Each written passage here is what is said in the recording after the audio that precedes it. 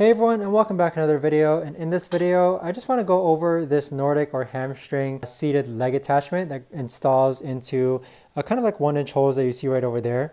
So with this, I mainly use this to kind of hold my legs down when it comes to doing lat pull downs, and it mainly stays here, okay? Just because even if there's a bar added to my Olympic weight bar attachment or landmine attachment you see right over there, it actually doesn't hit this while I'm using this as well. But for this right here, you've basically got like a peg right over here to kind of make it secure, and you've also got this portion right here so that you can adjust the leg holder up and down. It is a bit loose, but it's a kind of, how do I put it? It fits a lot of different machines, okay? So it's not going to be like a perfect fit for the type of machine that you have, so do expect it to be loose.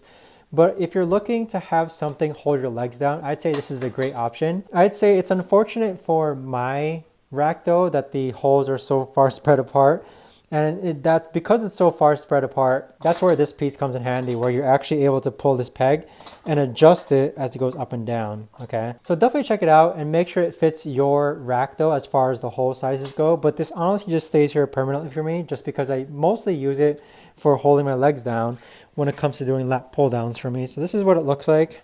And I like how it doesn't get in the way of me using the landmine attachment. So it works out pretty well. But if you guys have any questions, let me know in the comments. Thanks so much for watching, and I'll see you guys all in the next video.